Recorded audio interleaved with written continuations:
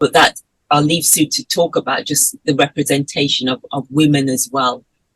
When we hear these folklore, the Caribbean stories, and how women were represented.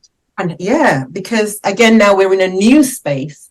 Now, I am not, this is not my field or anything, but in Africa, of course, you have the duppies and you have the spirits and you have the ancestors, and they all play a role. I don't know the stories of the female entities that are now devilish and doing all these wicked things. But what I do know from the diaspora and from the West and the mentality about the female within their own culture, it is easier to demonize the female.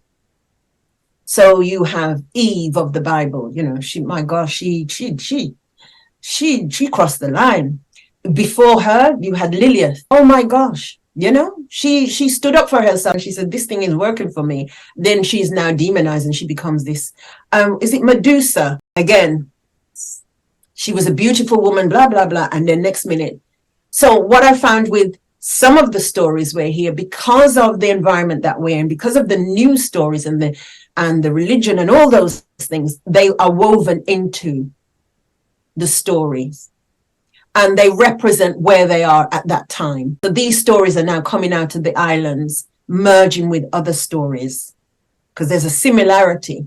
But if you're sitting and you're listening to these stories of these wicked women, in history, or local women, they kind of get woven into the story. When we start to now sit like Judith with the Duppy stories now, we can sit and say, okay, we can reflect now and say, okay, this was the origin of this particular, and this is where we are now.